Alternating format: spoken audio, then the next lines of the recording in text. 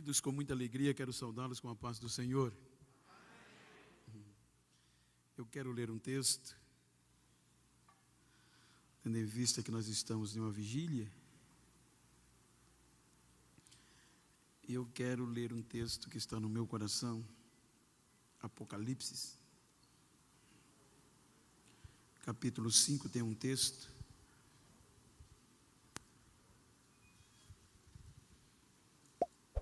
que nos motiva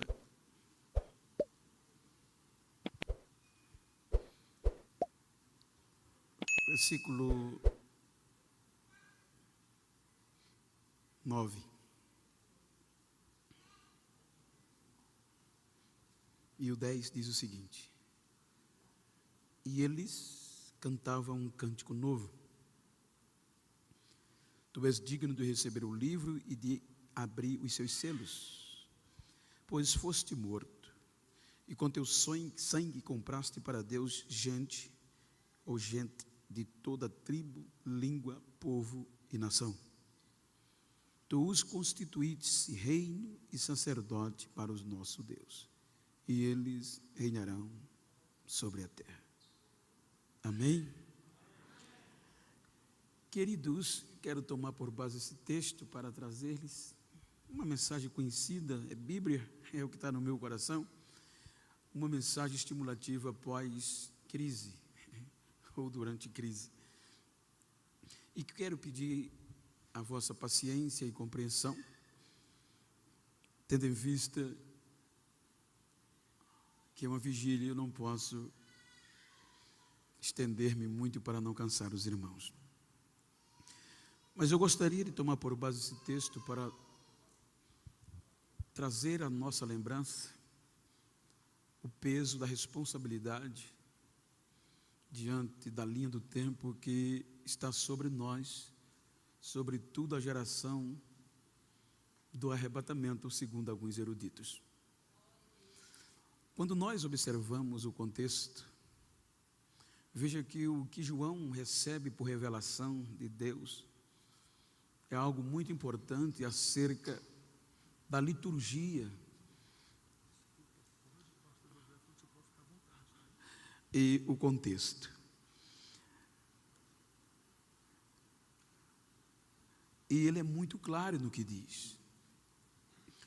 Mas antes de falar-lhes, eu quero agradecer ao pastor Josué, pastor Charlie, pastor Maia, por mais uma vez, já vão fazer quase 2 anos, e para mim é uma honra poder estar servindo a vocês. Quando nós observamos, obviamente, o contexto, se nós fizermos referência com o livro de Ezequiel, capítulo 28, os irmãos observam que Deus mostra a Ezequiel e Isaías algo eterno, uma revelação para combater a soberba. Deus abre o leque para mostrar a queda de Lúcifer, o anjo de luz, o aferidor de medidas. Quando nós lemos algum contexto, obviamente, com base em Ezequiel e Isaías, algum contexto teológico, alguma linha de pensamento, e quero citar, a verdade é que abre um pouco a nossa mente, pois quando a Bíblia, Ezequiel fala de fulgurar, de pedras afogueadas, ou pedras fulgurantes, obviamente que se acreditam com a base que era o primeiro estágio da terra, a terra mineral, aonde as pedras preciosas viviam na superfície da terra, era vista a olhos nus. E só que esta terra havia uma classe criada por Deus, chamada anjos, e foram criados em um estado eterno. Se os irmãos observar o capítulo 28 de Ezequiel, versículo 18, salvo engano, os irmãos vão ver falar de contaminaste os teus, plural, santuários. Implica-se a dizer, em algumas visões, que esta classe de anjo, e não um pouco, viviam habitando esta terra, entre essas pedras fulgurantes, com a única tarefa de adorar, de se dedicar à adoração a Deus, produzir adoração a Deus. E como aqui, exemplo, Vila Nova tem um templo sede, e quantas outras demais congregações, e independente do nome do templo, do tamanho destas congregações, elas são conhecidas como santuários, aonde existe 10, 20, 100 membros para adorar a Deus, é o fator principal. E uma vez por ano, por mês, o representante dessas congregações vem prestar conta dos seus santuários. Então é neste contexto litúrgico de organização que já existia. Só que a Bíblia fala, com base no contexto de Isaías 14, Ezequiel 28, que existia um ser intermediário que guardava, acolhia este processo gerado nesta terra e conduzia a Deus, porque eles foram criados em um estado eterno, eles podiam subir e descer, mas ao monte santo de Deus só um que era perfeito, chamado Lúcifer, e nele estava toda aquela contexto que era adoração a Deus. Então todos aqueles santuários, o que eles geravam a Deus, Lúcifer tinha a responsabilidade de comparecer diante do monte santo de Deus e dedicar o que era vinha desta terra. Então diz o contexto que ele abria o coração, pois a Bíblia diz que ele guardava no coração, porque era perfeito desde o dia em que foi criado. Então quando chegava diante de Deus do Monte Santo, ele abria o coração e rasgava diante do trono e diante de Deus o que vinha da terra. E o que vinha, tu és digno de glória, de honra, de domínio, de majestade, de louvor, e toda a terra está cheia da tua glória.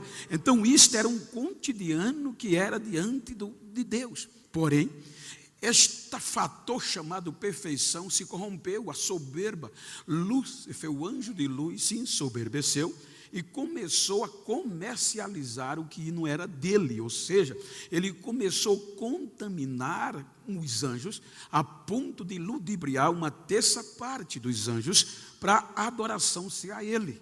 Então, quando ele já estava com a terça parte dos anjos ao seu favor, diz Isaías que ele pensou no coração: subirei, e só sobe quem está embaixo, subirei acima das mais altas nuvens, acima das mais altas estrelas, estabelecerei o meu trono e serei semelhante ao Altíssimo. Então, quando ele assim o fez, que vai diante de Deus, Deus já estava esperando e disse: tu eras perfeito desde o dia que foste criado, mas foi achada iniquidade em ti por conta da multiplicação do teu comércio, e comércio é negociação. Então acendei um fogo dentro de você e te atirarei humilhado para a terra diante de todos aqueles que te veem. Então Lúcifer é atirado para a terra para nunca mais voltar.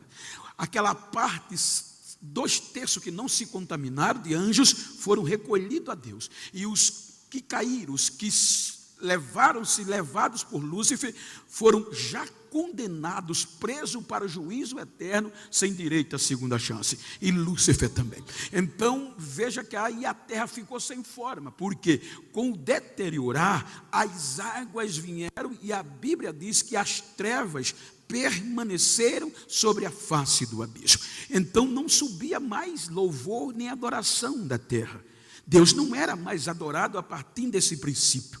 Com o passar do tempo, vem o Gênesis, segundo esta linha que nós estudamos. Então o Gênesis vai aparecer, e o que é que o Gênesis diz? No princípio criou Deus os céus e a terra era sem forma e vazia, e a face, as trevas pairava sobre a face das águas, e o Espírito Santo pairava sobre a face das águas. Ou seja, a terra estava totalmente deteriorada, sem subir mais adoração a Deus, e o Espírito Santo ficava chocando, talvez dizendo: ainda vai ter adoração aqui ainda vai ter adorador.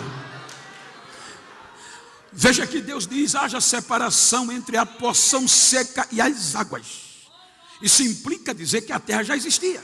Haja separação entre as águas e a porção seca. A porção seca, terra. A porção água, mares. Então Deus pega a porção seca e vai ornamentar. Se você ler Ezequiel, ele vai dizer que Lúcifer habitava no paraíso, no Éden também. Ou seja, então Deus vai decorar a terra, vai restaurar, para quê? Para vir um adorador.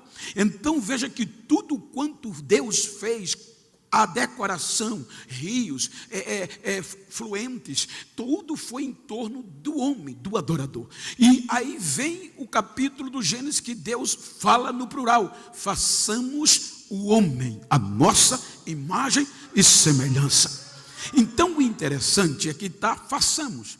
Quando nós lemos Jó capítulo 33, versículo 4, Eliú no seu discurso, ele traz um entendimento. Ele diz: o Espírito de Deus me formou. Ele distingue: e o Todo-Poderoso me deu vida, me deu fôlego de vida.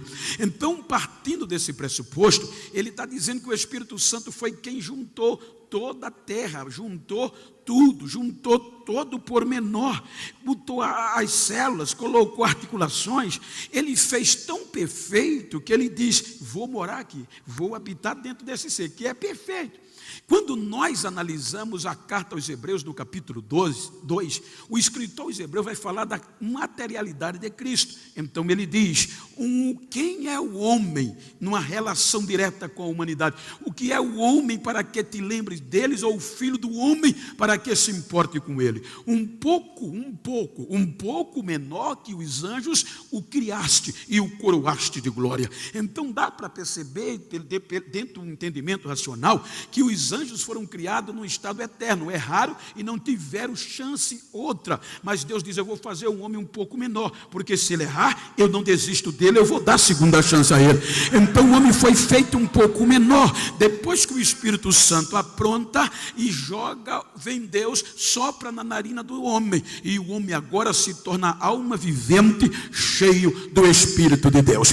Então veja que agora, como o homem não tinha um estado eterno, sim, ele não ia morrer nunca sem conhecer o pecado. Então agora ele também não foi criado no estado de subir e descer, mas era Deus que descia. Ou seja, todo dia tinha cultos, vigília do entardecer, e o homem adorava, Deus era adorado todos os dias. Agora a terra começou a adorar o homem. Agora aquela terra sem esperança, aonde habitava as trevas, agora sobre louvor do Éden, sobre adoração do Éden. Era tão gostoso que todas as tardes Deus descia e era adorado pelo ser humano. Aí vem Lúcifer e vai ludibriar o ser humano com o princípio que ele iniciou de igualdade. Veja que ele quis subir e ser igual a Deus, e isso derrubou. Então ele vai ludibriar o homem dizendo, através de Eva: no dia que vocês comer dessa árvore,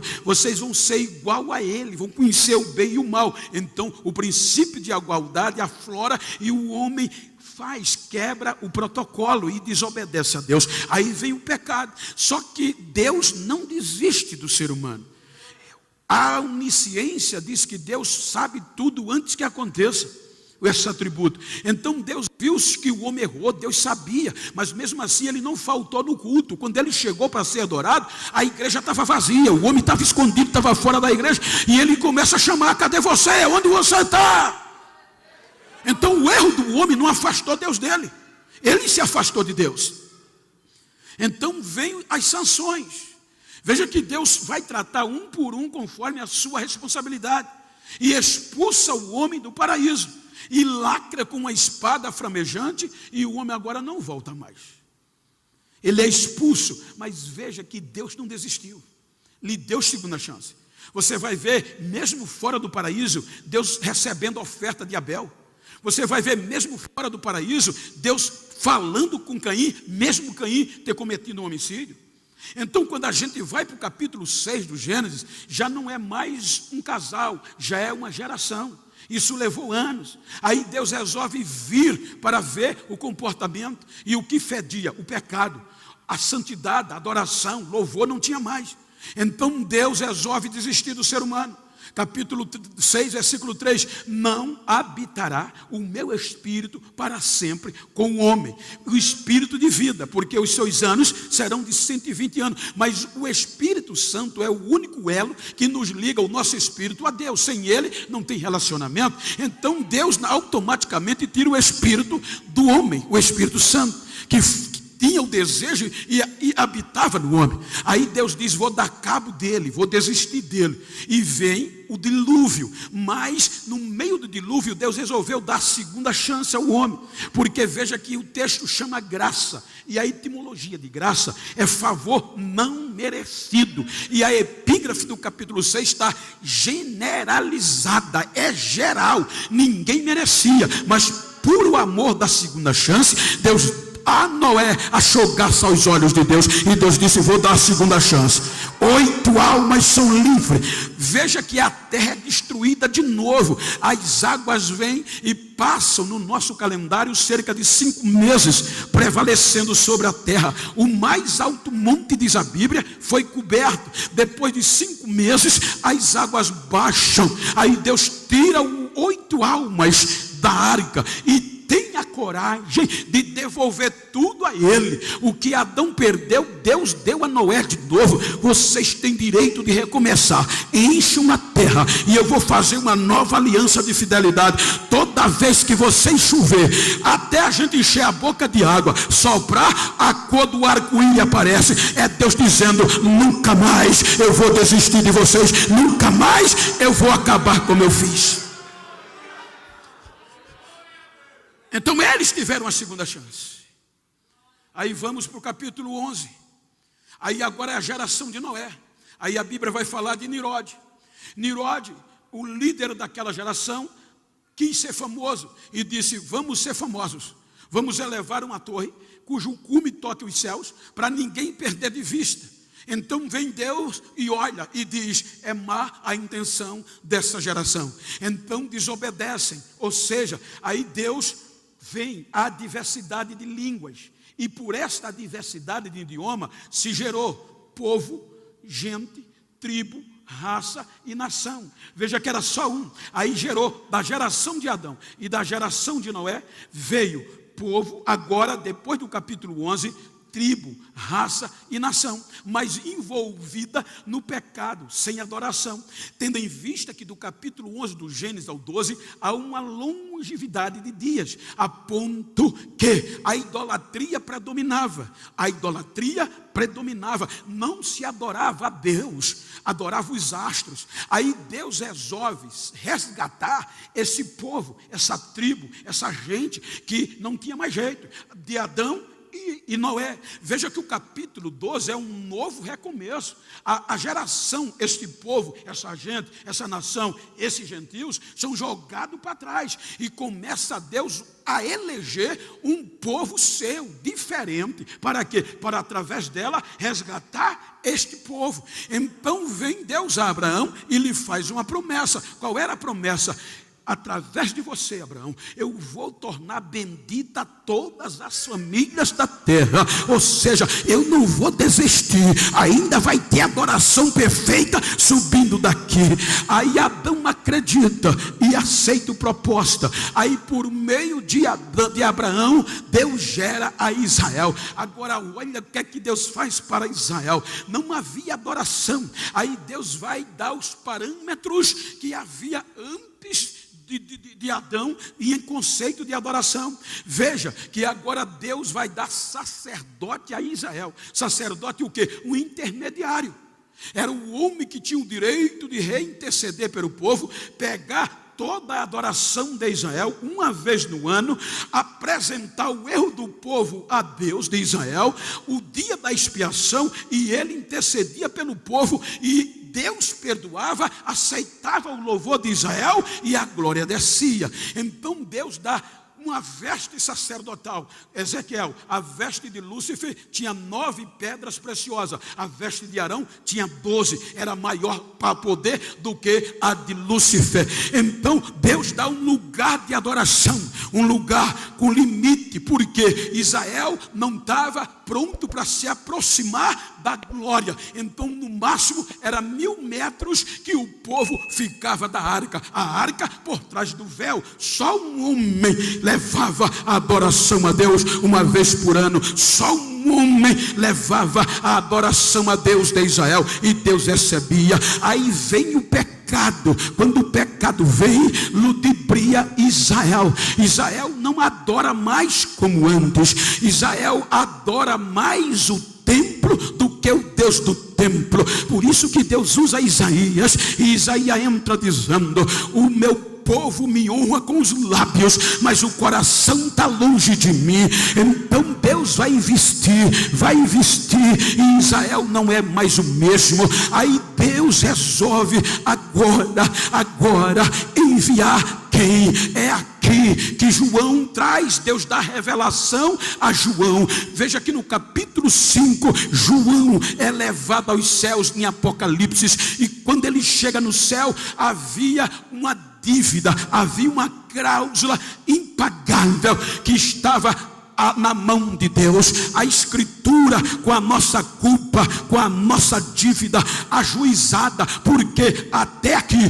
veja que João diz no capítulo 5, no versículo 1, que quando ele chega no céu, vê um ser, um poderoso juiz sentado no trono, e na mão direita tinha uma escritura selada com 7 selos, escrita por dentro e por fora: a minha, a culpa tua e de toda a raça. Então ele vem um anjo dizendo: João, ninguém foi achado digno de abrir o livro, de ler o livro e de desatar seu selo. Aí ele bota o joelho no chão e começa a chorar. Qual é o motivo, João? Ninguém foi achado digno. Aí veja que de Adão até Malaquias, contando cerca de 60 gerações, que Deus foi dando segunda chance, mas o pecado, a morte e o inferno prevalecia. Aí Deus resolve dar o melhor. O que é que ele faz? No ventre de Maria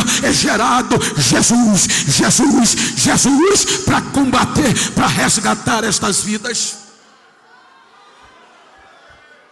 Veja que a primeira coisa que quando Jesus aparece é rejeitado.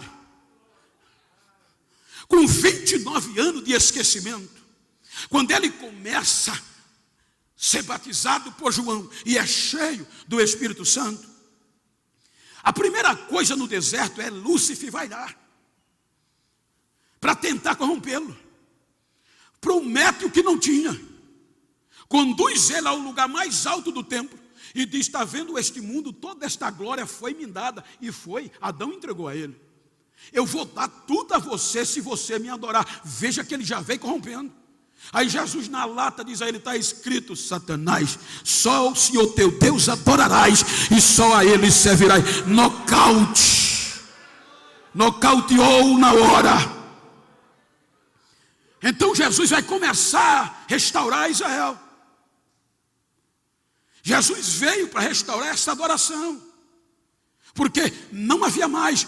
Lúcifer decepcionou, Adão decepcionou, Israel decepcionou.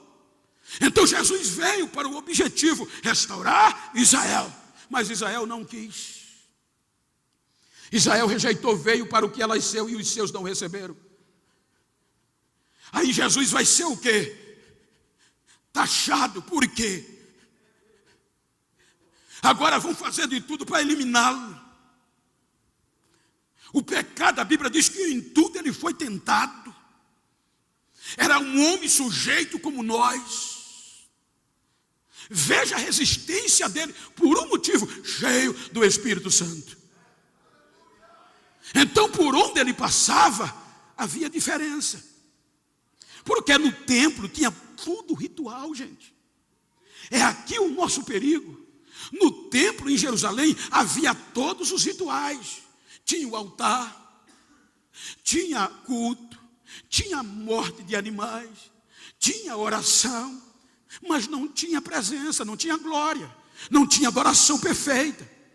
Então, quando Jesus começa com aquele grupo de ignorantes, ele vem trazendo a adoração perfeita, e isso incomoda Jerusalém. Então disseram: vamos eliminá-lo, vamos dar fim a ele. E fizeram de tudo para o eliminar. E ele vai a ponto de chegar à cruz. Mas antes dele ir à cruz, ele reúne os seus discípulos, referência para nós, e diz, capítulo 14 de João: eu vou voltar para o meu Pai, mas eu vou preparar lugar para vocês. E quando eu for, eu vou voltar outra vez, e vou levar vocês para mim mesmo. Para onde eu estiver, vocês estejam. Outra coisa, eu não vou deixar vocês só. Eu vou rogar ao Pai. Lembra que eu disse que no Velho Testamento o Espírito Santo tinha saído e não habitava para sempre com o homem?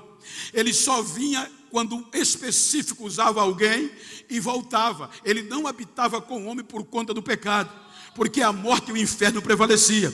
Aí Jesus agora chama, reúne a igreja através dos discípulos e diz: eu vou rogar ao Pai. Rogar é mesmo que a resposta seja não, mesmo assim eu vou pedir. Eu vou rogar ao Pai e Ele vai enviar o Consolador. Para sempre Ele vai ficar com vocês. Então Jesus vai à cruz. Quando eles levam Jesus à cruz, era para tirar toda a esperança. A vergonha viria e ninguém ia lembrar mais de Jesus. Então, agora quando eles crucificam Jesus, Jesus vai à cruz a ponto de quererem que ele desistisse. Ele não desistiu. Então a coisa vai ser tão apertada que ele vai resistindo sem desistir. Vem a dor, a febre, a aflição, a pressão baixa, a morte vai chegando e ele não desiste. 3 horas da tarde ele diz: Pai, está consumado,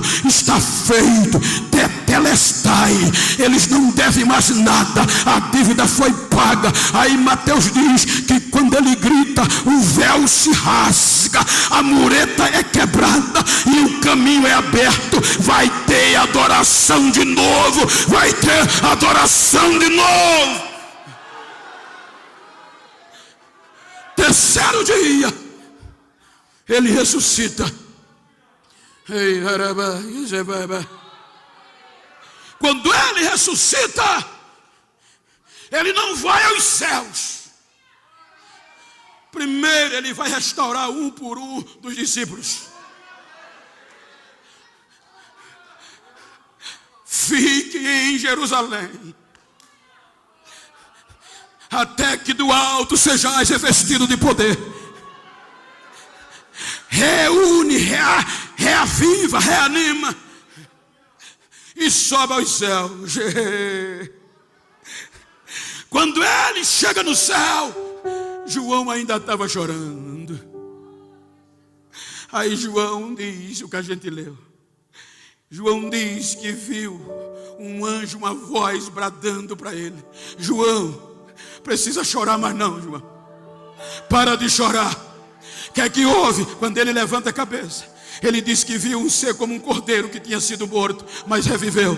E ele vai para onde? Vai direto, sem conversa, sem arrodeio. Ele vai direto para o que estava sentado no trono e pega a escrita que estava na mão dele, que ninguém tinha sido digno. Quando ele pega a escrita, os 4 seres viventes, os 24 anciões que assistem diante do trono, dobraram o joelho e começaram a dizer: digno é o cordeiro, digno é o cordeiro que foi morto e reviveu. Ele é digno de tomar o livro, de desatar o livro e de ler o livro. Aí o que é que faz? Aparece um hino novo, nunca nem cantado por Lúcifer, nem cantado por Adão, nem cantado por Israel. Um hino novo que os gentios iam a cantar, e o novo cântico é ouvido por eles e diziam: digno é o cordeiro que foi morto e reviveu, e com seu sangue comprou, resgatou separou para Deus povo de língua, raça, tribo e nação, e os fez sacerdote. Ou seja, agora nós somos sacerdote. Agora a gente tem o dever de adorar. Não tem mais intermediário, só Ele, só Ele, só Ele, só Ele. A gente tem a honra e o dever de adorar. Agora olha que coisa linda, João diz. No princípio com Lúcifer, adoração só entre as pedras afogueadas. Adão, adoração só no Éden. Israel, só Jerusalém. Aí agora não. Aí João vai escrevendo dizendo: então eu ouvi vozes de anjos cantando esse hino, milhares de milhares, milhões de milhões. Então surgiu voz de adoração da terra, de debaixo da terra, do céu, do mar, do ar, do universo. Aonde tinha fôlego de vida, estava subindo adoração, estava subindo adoração, estava subindo adoração, estava subindo adoração.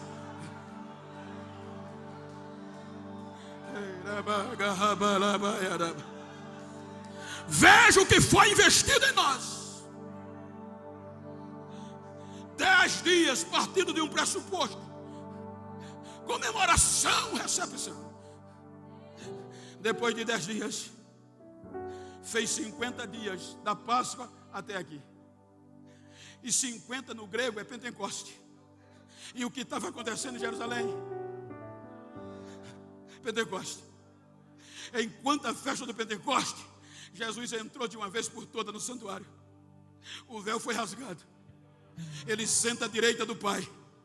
E quando senta diz: Pai, eu quero te pedir um negócio, Pai. Eu prometi a eles, mesmo que a tua resposta seja não, eu vou pedir.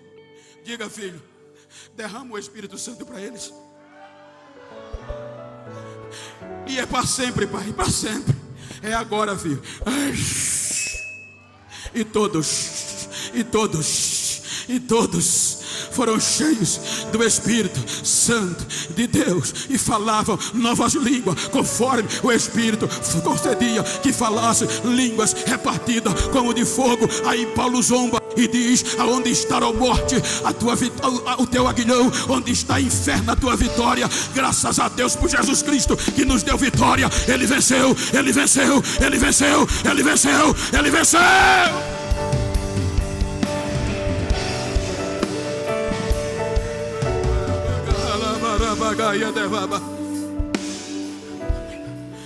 Cai o Espírito Santo só para judeus. Atos dos Apóstolos era judeus, helenista ou não, mas judeus. Pedro, João não acreditava que essa raça, esse povinho chamado gentio, ia entrar no pacote de adoração. Aí Deus diz: Pedro, levanta e come. Nunca coloquei nada imundo na minha boca. Pedro, não chame imundo que eu já purifiquei. Vai na casa de Cornélio, o gentil, e fala de Jesus para ele. Pedro chega, a primeira coisa que Pedro fala não é Pai do Senhor, porque Cornélio era gentil. Ele diz: você sabe que a minha lei não permite estar aqui e nem eu falar com você, mas Deus mandou eu vir falar com você de Jesus. Enquanto ele estava falando, a casa de Cornélio foi cheia. Quem estava fora foi cheio, quem estava dentro foi cheio do Espírito Santo.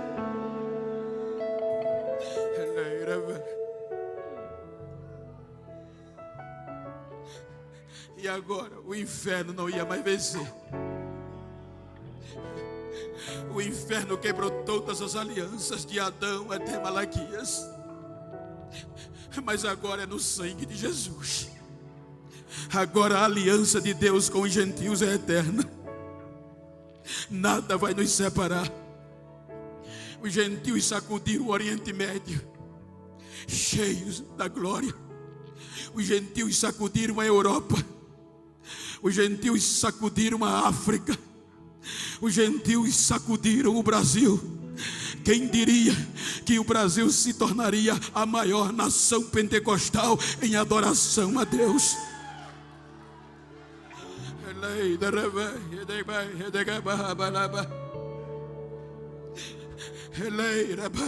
Paulo disse aos gentios de Roma: cuidado para não fazer como Israel.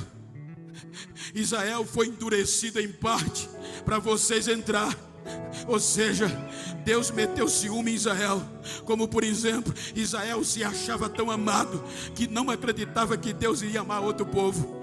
Ou seja, é aquela coisa, você namorar uma mulher bonita, ou você namorar um jovem bonito e dar amor, dar tudo a ela, e ela não te dá valor. Aí você vai, larga ela e vai amar uma feia ou um feio.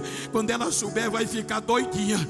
Aí Deus foi o que fez com Israel: vou parar vocês, vou deixar vocês e vou me apresentar a um povo que não me chama, não me conhece, e vou usá-los para sempre. Aí Paulo diz: cuidado, porque Deus endureceu a Israel em parte para vocês entrar, e enquanto não se cumprir a plenitude dos gentios, Israel vai estar endurecido. Isso implica dizer: enquanto o arrebatamento não vir, a vez é minha, a vez é sua, queira ou que não, a gente aqui tem que adorar, a gente aqui tem que adorar.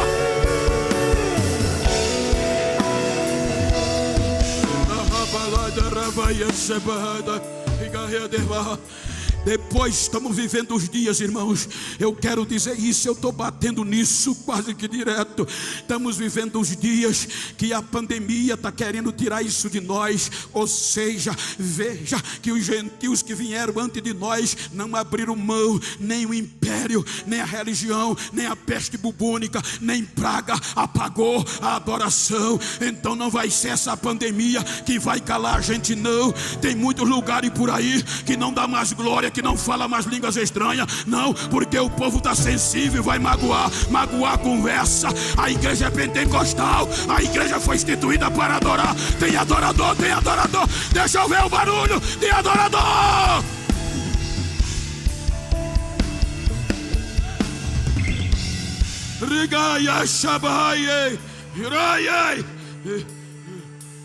Olha para quem está ao teu lado e diga: aproveita. Tu foi chamado para adorar, tu foi adotado para adorar.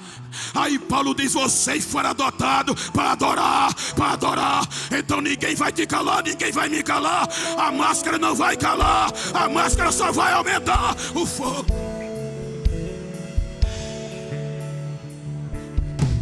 Depois da crise, tem muitas igrejas que você tem que pregar só na ética.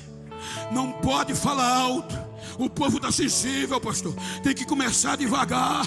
Não, olha, pastor, por favor, não rasgue linhas estranhas. O povo está recomeçando. É conversa. Mas hoje eu estou na vigília pentecostal em Goiânia. Tem pentecostal aqui? Tem. Então deixa eu ver o barulho. Deixa eu ver o barulho. Deixa eu ver o barulho. Deixa eu ver o barulho.